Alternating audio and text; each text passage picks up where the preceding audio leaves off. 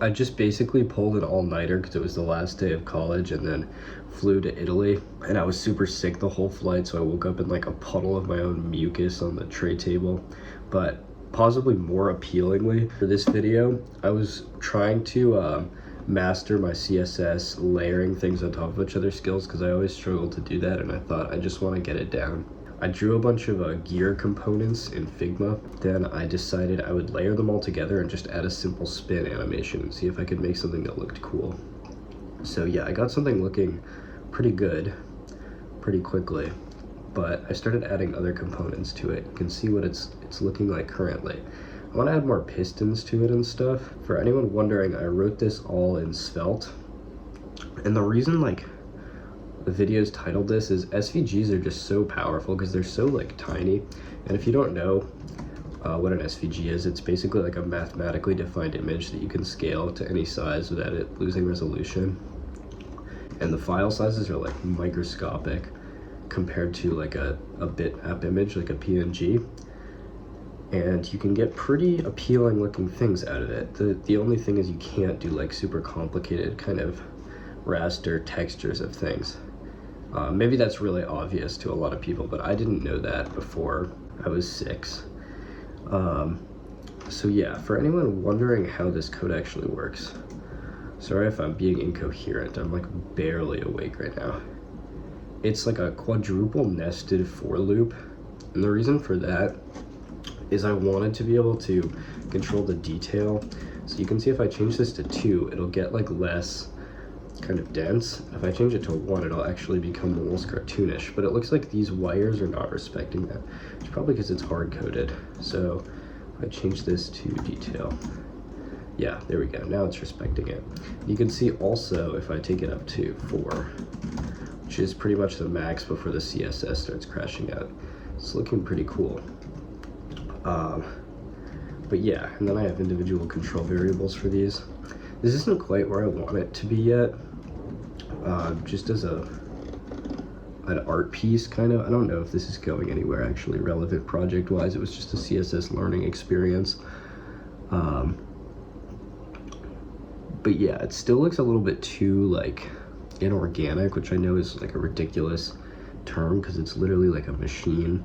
But I want it to have more kind of, oh, this part is pretty good. I want it to have more authentic feel to it. You can see there's some weird visual artifacts with the grid I wasn't quite able to resolve, and then there's things that are just too consistent, like the same pattern occurring too much, and it's kind of too square.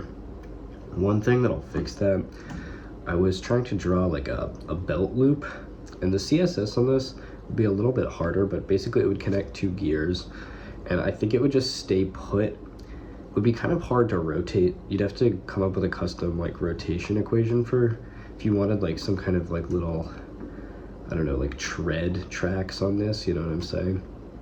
But I think just putting it around 2 gears and imposing it on top is like enough to create the illusion that the gears are kind of connected. And then also I was thinking of like piston and piston like head, like it would go up and down kind of. But yeah, just thought I would share what I was working on in that absolutely miserable flight. Oh my god. But yeah, I'm gonna hit the hay right. Well, I should probably wait because of the jet lag. This often happens where I kind of do something to just learn a specific thing that I'm not good at, and then I get really into it and carried away with it.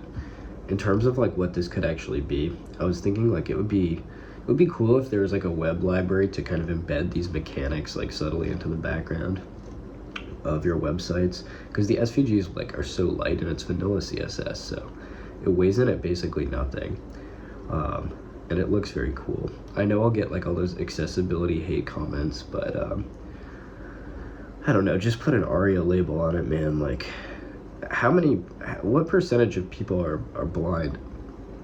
I feel like they might miss out, but you could like write a little descriptive poem or something about it.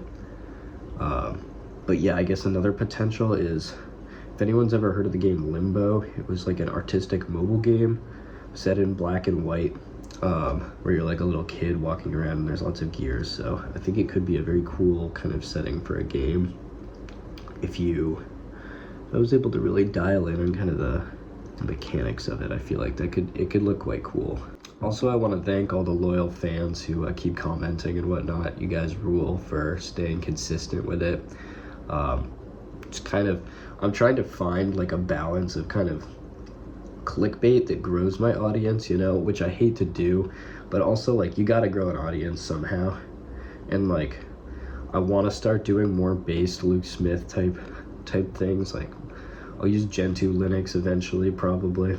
But yeah, dude, damn, I'm tired.